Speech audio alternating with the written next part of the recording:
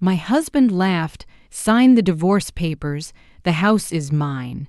Auntie Mae's shocking revenge that restored her soul. Voices of Auntie Mae, young warriors of the heart. Listen close, because the storm you're walking through right now is not the end of your story. It's the forge where your unbreakable spirit is being shaped. I was 53, standing in my own kitchen with trembling hands, watching the man I'd built 30. 2 years of memories with slide a stack of papers across the marble island and laugh like the devil himself had handed him the keys to freedom. Sign it, me. He sneered. The house is mine now, the cars, the savings, everything you slaved for while I played hero at the office. His voice dripped with triumph, but something ancient stirred inside me, something older than the rings on my finger, older than the vows we whispered under cherry blossoms. That moment wasn't my defeat, it was my awakening. And tonight, I'm going to walk you through the fire I walked, so when betrayal knocks on your door, you'll know exactly how to rise, how to reclaim, how to turn tears into thunder. I remember the day the safe clicked open like it was yesterday, the cold metal under my fingertips, the faint scent of his cologne still clinging to the dial. He thought he'd hidden the combination in the arrogance of his smirk, but I'd watched him spin those numbers every birthday, every anniversary, every time he pretended the world revolved around his secrets. Inside lay the deeds, the offshore accounts, the proof he'd been siphoning our life away for a woman half my age and twice my fight. My knees buckled not from weakness, but from the weight of a truth I'd ignored for too long. Young ones, hear me. The first cut of betrayal isn't the lie itself. It's the moment you realize you taught someone how to hurt you. I sat on that hardwood floor until sunrise painted the walls gold, and in that silence I made a vow not to him, not to her, but to the girl I used to be, the one who danced barefoot in cotton fields. Believing love was forever, I promised her I'd fight with grace, with cunning, with the kind of fire that doesn't burn the house down but lights it up from within. That night I learned that rock bottom has a basement, and the stairs down are lined with every excuse you ever made for someone else's cruelty. But the stairs up, those are built with decisions. My first decision was to stop crying and start cataloging. Every bank statement, every whispered phone call I'd pretended was work, every lipstick stain I'd scrubbed from his collar became evidence in the courtroom of my soul. I hired the quietest lawyer in 3 counties, a woman whose eyes had seen more divorces than weddings, and together we mapped a strategy that would make Sun Tzu proud. Because revenge, my loves, isn't about destruction, it's about restoration. It's about taking back the years he stole with his smile and turning them into a legacy he could never touch. I began transferring assets into trusts he didn't know existed, accounts opened in the names of charities I'd volunteered for since my 20s. Every dollar he thought was his became a seed for scholarships, for shelters, for single mothers who'd been told their story ended when the ring came off. And while he packed his mistress into the convertible he bought with our retirement, I was rewriting the ending he thought he'd scripted. The lesson here is brutal but beautiful. When someone tries to erase you, become the author they can't edit. I stopped begging for explanations and started demanding excellence from myself. Gym at 5 a.m., law books by lamplight, therapy sessions where I learned my worth wasn't tied to his fidelity. I transformed the spare bedroom into an office of war, walls covered in timelines, arrows connecting his lies like constellations of deceit. And every night before sleep, I whispered to the ceiling, "This pain has a purpose," because it does. Pain is the universe's way of saying, "You're ready for the next level, but first, let's clear out what no longer serves." I cleared him out like old furniture, piece by piece, until the house echoed with possibility instead of his laughter. Young hearts, if you're listening through tears right now, know this. The safe wasn't just metal and money, it was a mirror. And what I saw reflected wasn't a broken wife, but a woman who'd forgotten she was a queen. That reflection became my battle cry. The day the judge's gavel fell still plays in slow motion in my mind. the oak courtroom smelling of lemon polish and finality. My soon-to-be ex stood there in his $1,000 suit, expecting a quick signature and a quicker exit. But when the forensic accountant I'd hired took the stand, his face drained faster than the accounts he tried to hide. Every offshore transaction, every shell company, every lie he'd told the IRS came tumbling out like dirty laundry in a hurricane. The mistress in the back row started crying, not for love, but for the lifestyle evaporating before her buttocks had time to settle. And me, I sat straight, backed in a red dress I'd bought the week before, the color of warning, of passion, of a woman who decided her story wouldn't end in his shadow.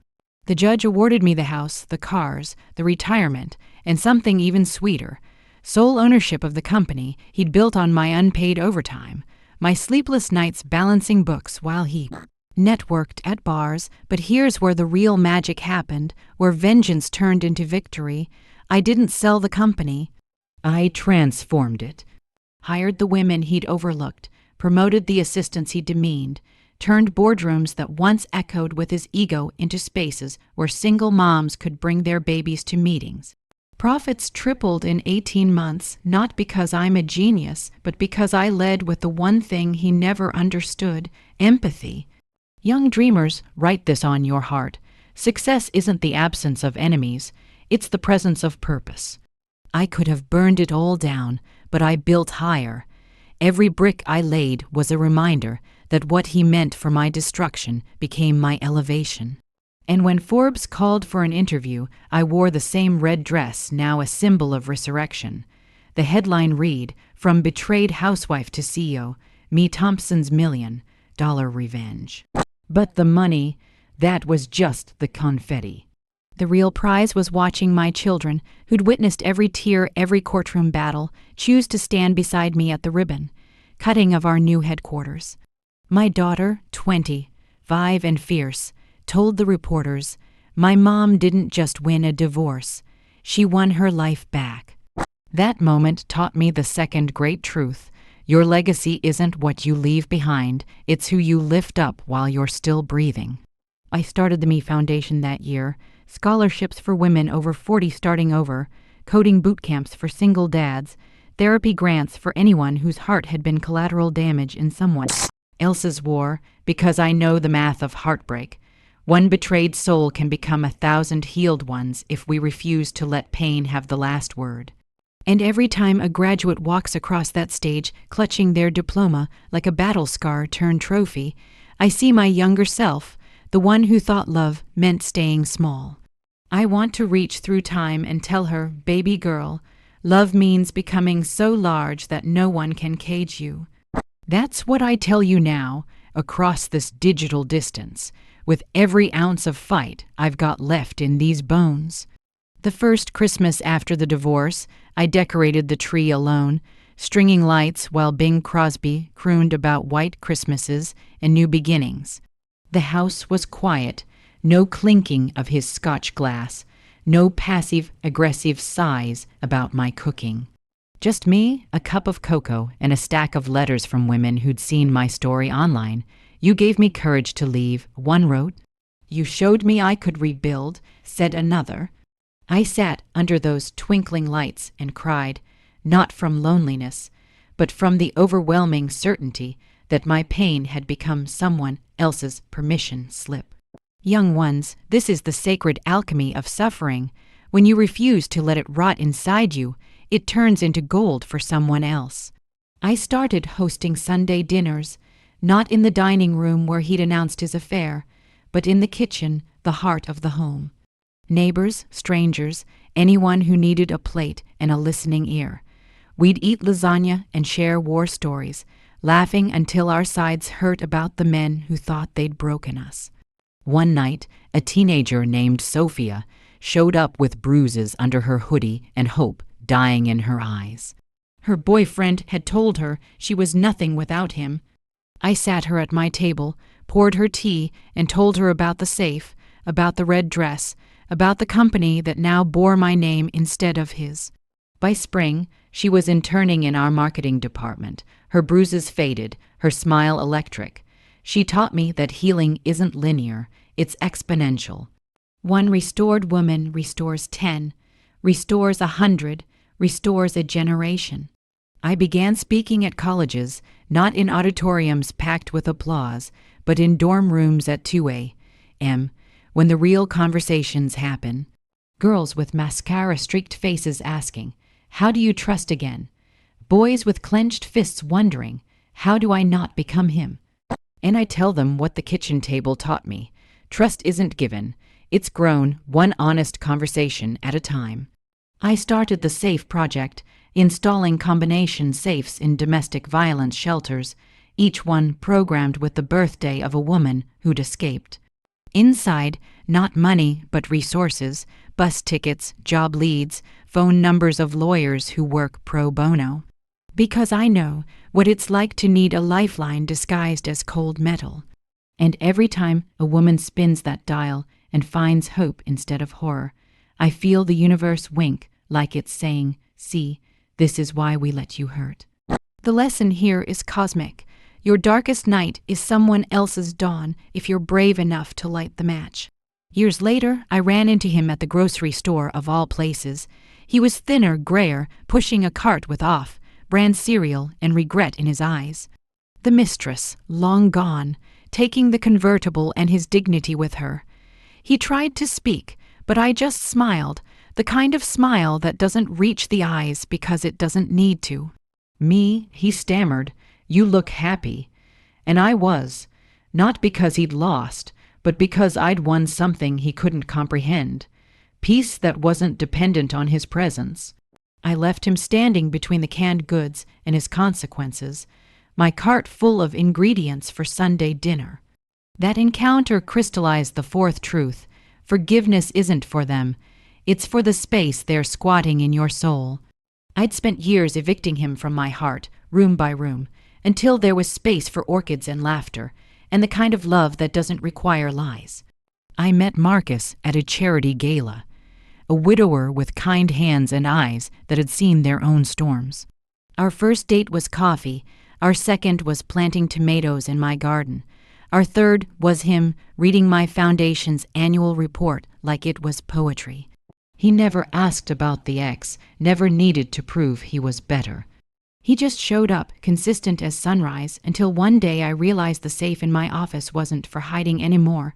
It was for safekeeping, love letters, pressed flowers, the ultrasound of grandchild my daughter placed in my hands. Young loves, this is what betrayal prepares you for. The ability to recognize real when it finally arrives. I stopped looking for perfection and started building partnership. Marcus and I renew our vows every year, not in churches, but in the kitchen where I once cried over divorce papers. We dance to Aretha Franklin while the lasagna burns, and I think, this is what resurrection feels like. The wisdom here is simple but seismic. The love that stays isn't the love that never hurts you. It's the love that chooses you even after it knows your scars. These days, I wake before dawn to watch the sunrise from the porch he thought he'd won. The house is paid off, the company thrives, the foundation has helped over 3,000 women rebuild. But the real estate I'm proudest of is internal, the acres of self, doubt I've converted into confidence, the swamps of shame drained into rivers of purpose. I mentor young entrepreneurs now, kids with fire in their bellies and fear in their throats. I teach them that failure isn't the opposite of success, giving up is.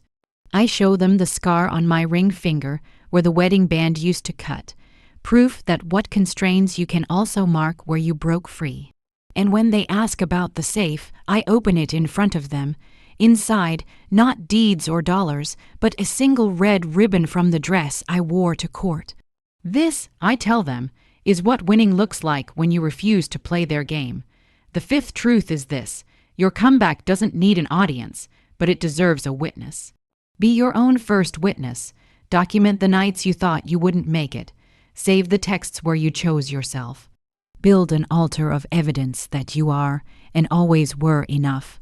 I started a tradition. Every anniversary of the divorce, I add something to the safe. A newspaper clipping, a thank you note from a scholarship recipient, A photo of Sophia graduating summa cum laude. It's become a time capsule of triumph, proof that time doesn't heal, directed action does. And when my grandchildren ask why Grandma keeps a safe full of memories instead of money, I'll tell them what I'm telling you. Because the real treasure is the story of how we refuse to let someone else write our ending. Last month, I stood on the TD stage, the same woman who once couldn't afford a lawyer, now speaking to 10,000 souls about radical reclamation. The lights were hot, the silence heavier than any judgment, but my voice didn't shake.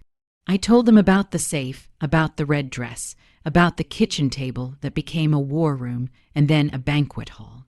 I told them that betrayal is a doorway, not a dead end, and that walking through it requires only one thing. The decision to keep going when staying would be easier. The audience rose as one, not for me, but for the version of themselves waiting on the other side of their own pain.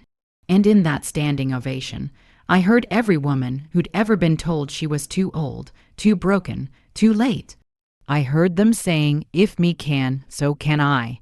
Young lions, this is the final truth I'll gift you tonight. Your story isn't over because someone else stopped believing in it. The pen is still in your hand, ink flowing from the blood of every battle you thought would finish you. I ended my TD talk with the combination to my safe, 0-3-1-4 pi, because life, like math, is infinite if you refuse to round down.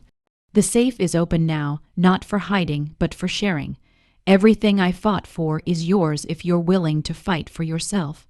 The house, the company, the foundation, they're just symbols. The real inheritance is this, the unshakable knowledge that what was meant to bury you becomes the ground you build your empire on. So go open your own safe, whatever form it takes. Spin the dial of doubt until it clicks into certainty. And when the door swings wide, don't look for what they took. Look for what you're ready to give, your resilience, your wisdom, your wild, untamed heart. Because the world is waiting for the version of you that only betrayal could birth. My beautiful, battered, brilliant warriors, if you take nothing else from Auntie Mae tonight, take this, the laugh that echoed in my kitchen when he slid those papers across the counter. It wasn't the sound of my ending. It was the opening chord of a symphony I'm still conducting, the house he wanted. It's now a halfway home for women starting over. The company he built on my back. It funds dreams he never dared to dream. And me, I'm the woman who turned a signature into a movement, a safe into a sanctuary, a divorce into a revolution. Your betrayals are not period marks. They're semicolons in a sentence still being written. Keep going. Keep growing. Keep glowing until the darkness that tried to claim you begs for your light.